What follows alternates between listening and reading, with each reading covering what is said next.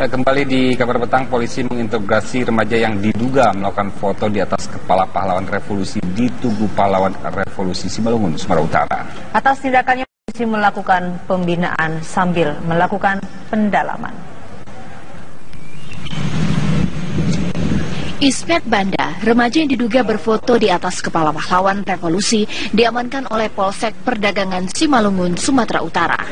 Remaja yang membuat heboh media sosial ini dijemput polisi dari rumahnya. Ismet mengaku berfoto dengan memanjat patung salah satu pahlawan revolusi untuk kenang-kenangan. Ia mengaku tidak bermaksud melecehkan patung pahlawan. Niatnya kamu sendiri berfoto di situ untuk apa? Gagah-gagahan aja. Tidak tahu bahwa itu salah. Tahu atau tidak?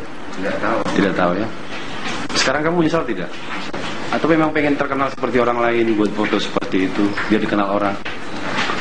Tapi secara sadar kamu membuat itu, update itu di status di Facebook ya? Iya. Setelah fotonya memicu kontroversi di media sosial, Ismet mengaku khilaf dan meminta maaf kepada bangsa dan seluruh rakyat Indonesia. Sementara itu, Polsek Perdagangan mengambil tindakan pembinaan atas perbuatannya. Jam 17, mereka juga anak-anak kita, sementara kita lakukan pembinaan. Ya. Namun demikian kami tetap melakukan pendalaman. Apabila dalam hal ini kami temukan adanya unsur pidana, kami akan terus melakukan penyidikan. Kapolsek Perdagangan menyatakan tidak akan menahan Ismet Banda. Remaja itu akan dikembalikan kepada keluarganya. Perbuatannya itu diharapkan menjadi pelajaran bagi remaja lainnya. Dari Simalungun, Sumatera Utara, Daud Sitohang, TV One mengabarkan. Kampanye dan sosialisasi kandidat Ketua Umum Partai Golkar dilanjutkan hari ini di Medan, Sumatera Utara. 3 dari 8 kandidat memaparkan visi masing-masing. 3 kandidat Ketua Umum Partai Golkar menyampaikan visi, yaitu Ade Komarudin, Aziz Syamsuddin, dan Airlangga Hartarto. 2 tahun ke depan. Setiap calon ketua umum menyampaikan visi misi untuk membangun Partai Golkar untuk 5 tahun mendatang. Ketua Dewan Pertimbangan Akbar Tanjung berharap kampanye dan munaslup bisa membuat partai melahirkan pemimpin berkualitas. Memang dalam partai politik konflik itu ada 2, kita mungkin ini. Tapi yang paling menentukan bagaimana kita memanage. Ada konflik tapi ada optimisme, tergantung kepada mereka-mereka yang menyatakan diri mau menjadi calon ketua. Kalau memang betul-betul mau all out, komitmennya untuk membangun kembali partai, bahkan mencurahkan segala tenaga pikiran, waktunya, sumber dayanya bagi sebesar-besar sosok ini siapa partai. Menurut saya itu peluang itu ada. Sebelumnya 2 calon berkampanye pada hari Minggu kemarin. Mahyudin dan Setia Novanto menyampaikan visi dan misi jika terpilih menjadi Ketua Umum Partai Golkar. Dari Medan, Sumatera Utara, Bahana Situmorang, TV One mengabarkan. Itulah tadi kira-kira proses negosiasi untuk melepaskan 10 warga negara Indonesia di Filipina ya. Iya, dan itu juga wawancara eksklusif tim TV One ya dengan Front Pembebasan Nasional Moro. Dan kabar pertama masih akan kembali, diantaranya pemerkosaan dan pembunuhan siswi SMP di Bengkulu terus menjadi perhatian. Dan Menteri Sosial Kofifa Indar Parawangsa siang tadi bertemu langsung para pelaku tindakan keji tersebut.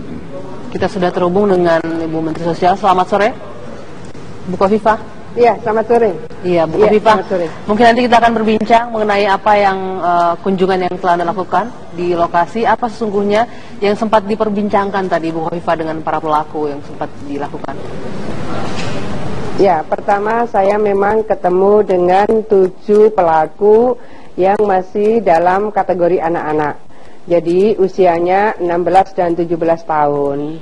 Saya tanya, "Nak, apa betul kamu suka nonton video porno?" Jawabannya betul. "Nak, apa betul pada saat peristiwa terjadi kamu habis minum minuman keras?" Dia bilang, "Betul, saya habis minum tua." Saya tanya, apa kamu sering menonton video porno dan minuman tua? Dia bilang iya. Lalu saya tanya, apa kamu ikut melakukan itu? Dia bilang iya. Apa ini inisiatifmu atau ada yang mengajak? Dia bilang saya diajak oleh si A yang berumur 23 tahun. Saya tanya, kamu mau sampaikan apa? Dia bilang, saya mau minta maaf. Kepada siapa? Kepada keluarga Yuyun, juga kepada orang tua saya. Jadi saya ingin menyampaikan kepada kita semua, ini harus kita bunyikan kembali sirine alarm warning system. Jadi warning bagi kita semua bahwa ada tingkat kecenderungan anak-anak dari mulai SD, SMP, SMA mengakses berbagai konten pornografi. Kemudian ada kecenderungan anak-anak yang kemudian digoda untuk minum minuman keras. Akhirnya kemudian dia terbujuk untuk melakukan kejahatan seksual. Baik, Bu Khofifah, Bu Mensos, ya. Bu Mensos, maaf kami potong. Ini sangat mengkhawatirkan. Fakta yang Anda temukan di lapangan, apa pengakuan dari para pelaku juga sangat mengkhawatirkan. Kita akan lanjutkan Ibu ini perbincangan, tapi kita jeda dulu sejenak. Ya, kita lanjutkan kembali perbincangan dengan Menteri Sosial Ibu Khofifah. Bu Khofifah, tadi Anda mengatakan langsung berbincang dengan para pelaku dan mereka mengakui sempat menyaksikan film dewasa, kemudian meminum tuak. Apa kemudian yang bisa dilakukan untuk melihat fenomena sosial seperti ini yang terjadi di Bengkulu itu, Bu Menteri? Ya, pertama bahwa saya ingin kita bersama-sama membunyikan kembali alarm warning system. Warning ini untuk seluruh warga bangsa, untuk seluruh orang tua, untuk seluruh guru, untuk seluruh lingkungan. Jadi setelah saya ketemu dengan 7 pelaku yang masih di bawah umur, artinya dia kategori anak-anak, maka saya kemudian masuk ke TKP. Sebetulnya TKP ini tidak terlalu jauh dari permukiman Dusun 4 dan Dusun 5, tetapi bahwa memang ada semacam semak-semak belukar di situ, yang kemudian ada semacam jurang seperti yang sering kali disampaikan. Disitulah ditemukan jasad korban. Ketika kemudian itu divisum dan dibawa ke Mapolres, saya juga tanya kepada anggota Polres yang sempat melihat bagaimana posisi jasad korban terakhir dan seterusnya. Kemudian saya ke makam bersama keluarga Ananda almarhumah Yuyun. Saya melihat bahwa sang ayah begitu cederanya, lukanya, hatinya, menangis sangat di permakaman. Baru kemudian saya ke rumah duka. Di rumah duka, ibu dan ayah almarhumah menyampaikan bahwa ini Yuyun, 2 bersaudara kembar, satunya Yayan laki-laki, dan ingin untuk bisa diberi kesempatan sekolah di pesantren, tetapi mereka tidak cukup untuk punya biaya. Ibu Menteri, kalau dari sisi kementerian, ya Bu, Ibu sudah bertemu dengan para pelaku. Ini apa sih yang mendasari tindakan mereka minum-minum, kemudian nonton orang dewasa? Seperti apa kalau Ibu bisa memetakan kondisi sosial di sana, Bu, sehingga anak-anak yang baru berusia belasan tahun melakukan hal-hal yang seharusnya tidak dilakukan begitu? Apa masalahnya, Bu? Ya, saya rasa kita semua sebetulnya sudah sering mendapatkan update berbagai survei. KPAI sendiri baru merilis surveinya. Anak SMP, SMA di sekitar Jabodetabek itu sudah kisarannya 97% mengakses konten pornografi. Lalu Yayasan Anak dan Buah Hati menyebut 92% anak kelas 4 SD dan SMP di wilayah Jabodetabek juga sudah mengakses konten porno.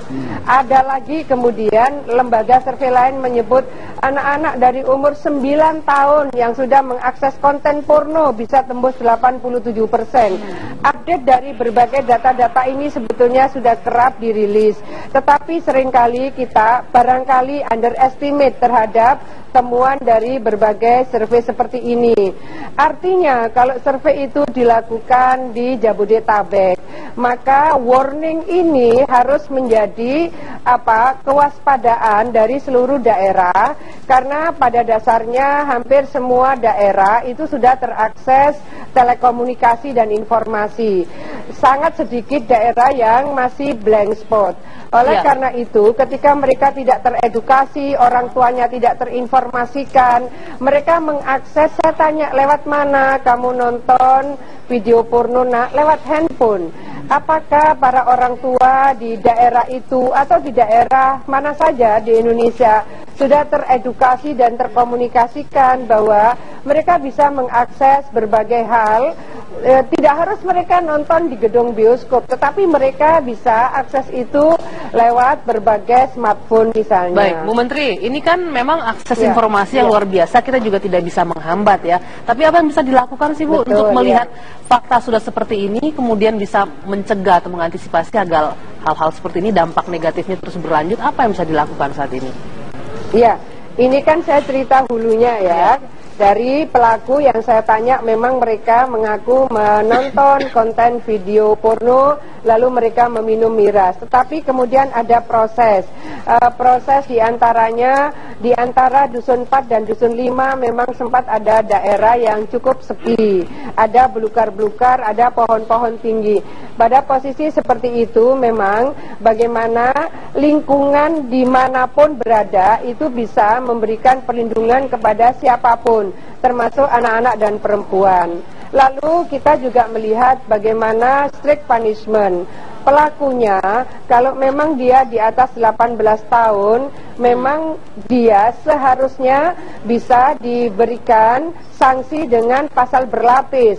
Kenapa berlapis? Karena dia mengajak orang lain.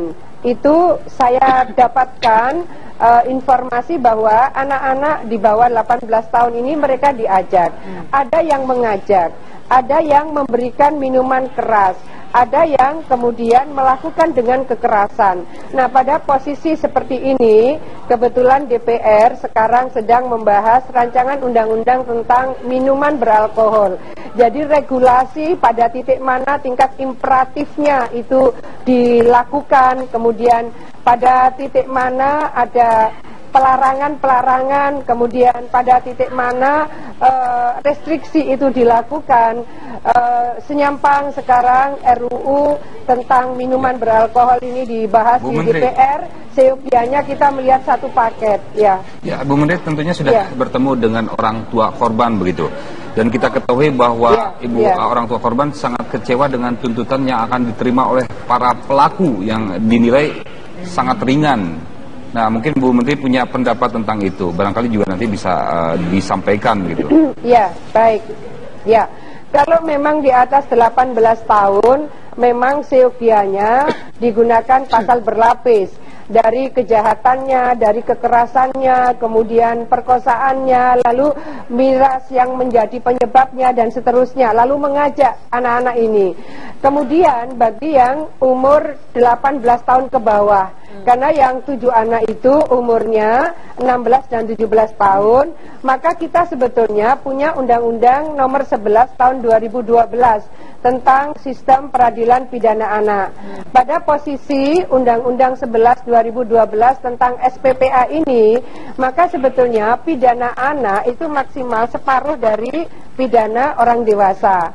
Nah, bagaimana kemudian proses psychosocial recovery harus diberikan kepada anak-anak ini.